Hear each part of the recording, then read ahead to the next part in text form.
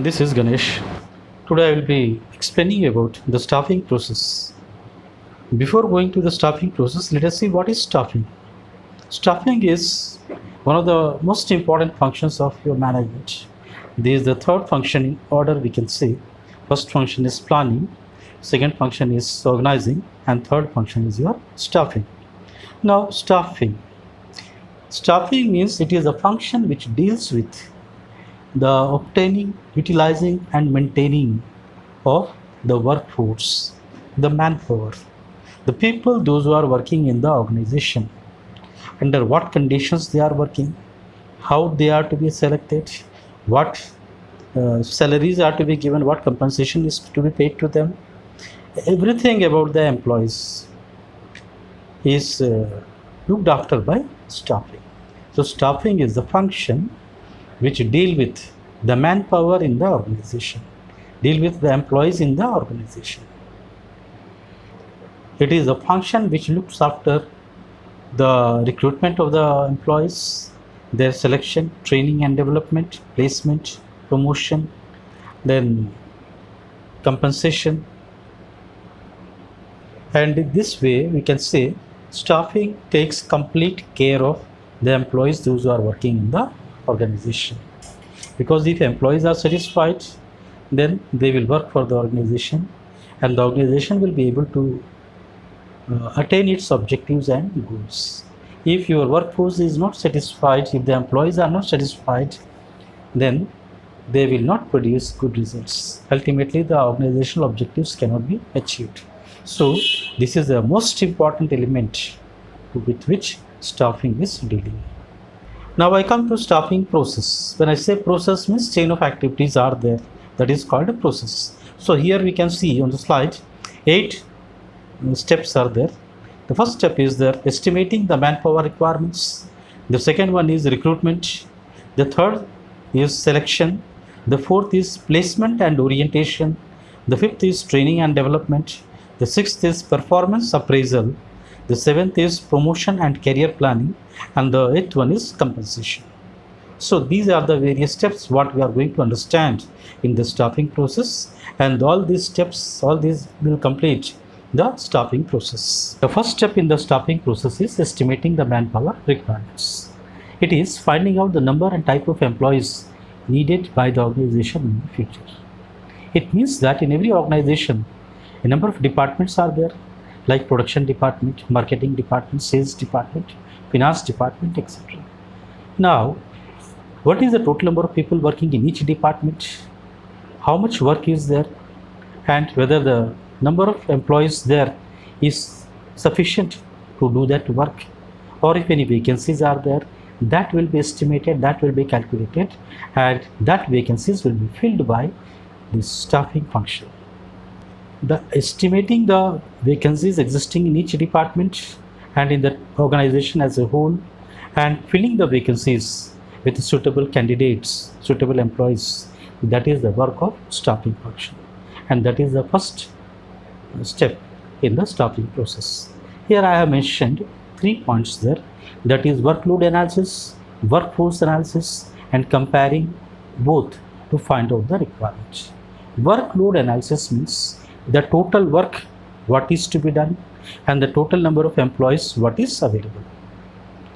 To do that total work, how many number of employees are required is called workload analysis. The total work and the number of people required to do that total work is workload analysis.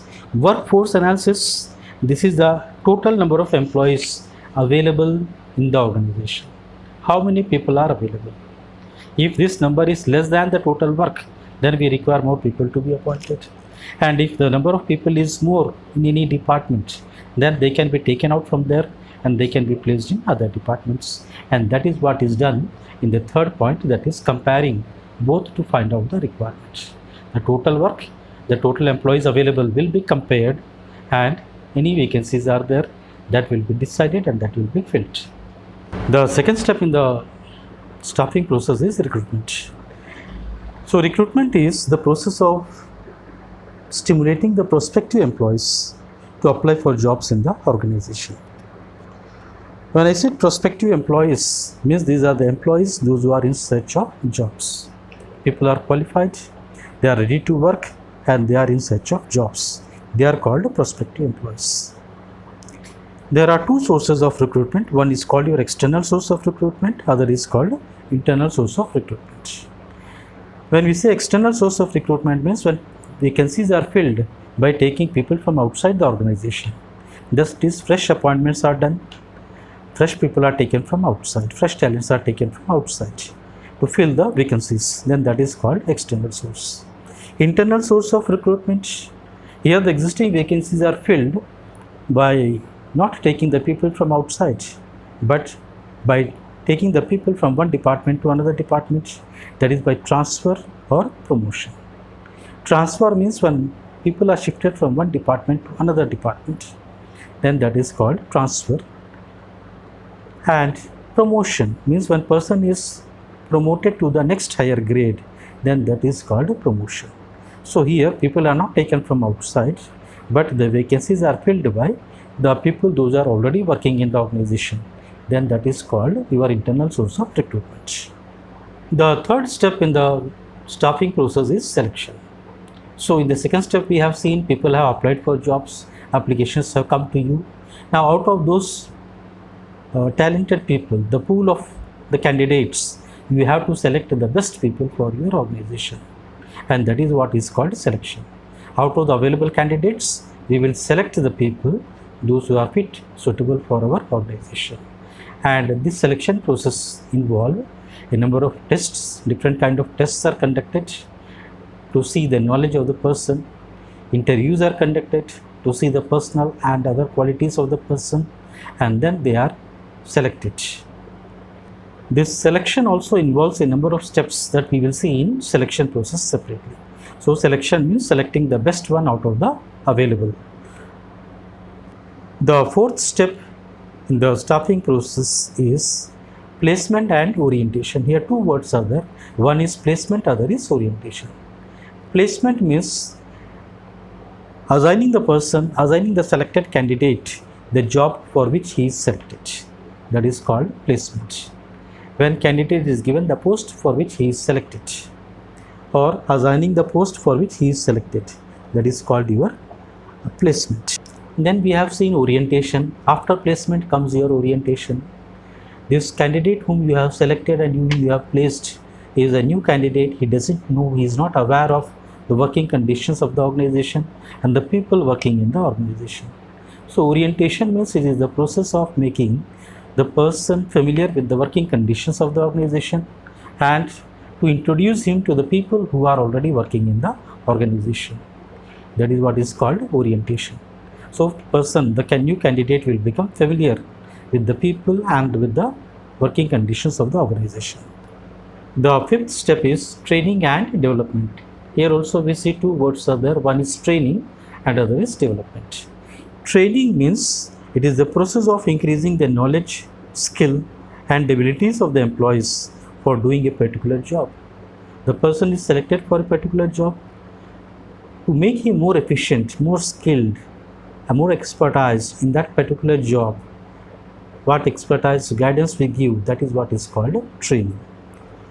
This training will enable the employee to perform the present job in a better way and also to prepare him for higher positions in the future.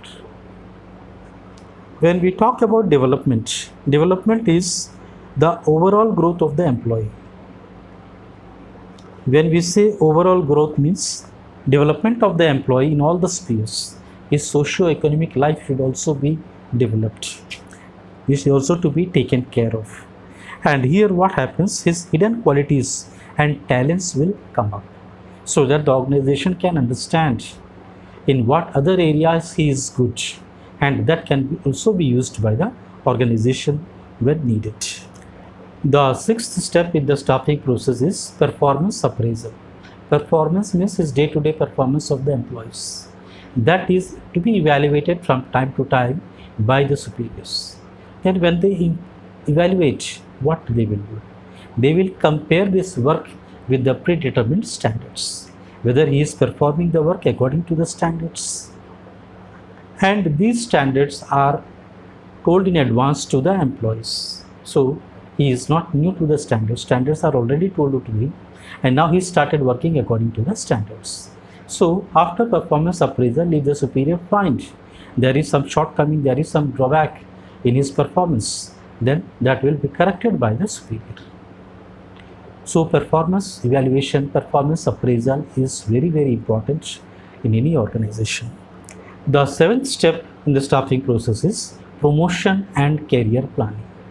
Promotion means when a person is promoted to the next higher grade, that is called promotion. When his grade increases, his salary will also increase, his authority will also increase, and responsibility will also increase. So everybody working in the organization wants that he should be promoted to the next higher grades. And this promotion is given on the basis of performance, on the basis of ability.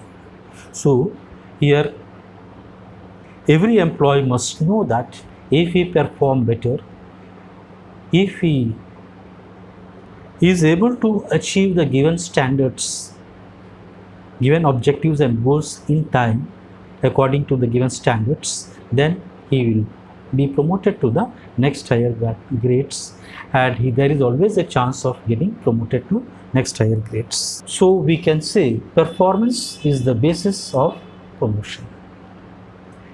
The eighth step, that is the last step in the staffing process, is compensation. Compensation means it is the salary and wage what the employee is paid for the work they are doing in the organization. This salary may include two components. One is called your direct payments, other is called indirect payments. Direct payments means the payment what is made to the employee in the form of cash. That is also called nominal wage. Then when we come to indirect payments, these are the facilities what are offered by the company to the employee for which he is not charged, or he is charged at subsidized rates, like medical facility, rent-free house, insurance. All these are coming under this indirect payments.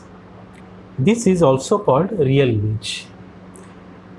So compensation means it is the total salary or total wage what a person gets for his work done in the organization. Now this compensation, as I said here, is of two types. One is called time-based payment, other is called performance-based payment. Time-based payment means person is entering into the factory gate. In the morning at 8 o'clock, he will be there in the factory premises for 8 hours. After that, he will go home. His day's work is over. Here the performance or his production or his work is not calculated. Here time is calculated. The second one I said performance-based payment. Here time is not important. How much work he did, how much units of goods he produced, that is calculated. And here the rate per unit or rate per commodity is fixed. According to the number of units produced or number of units completed, the wage will be calculated, salary will be calculated on the basis of rate per unit. The rate is multiplied with the quantity and the wage is calculated or salary is calculated. That is called your performance-based payment.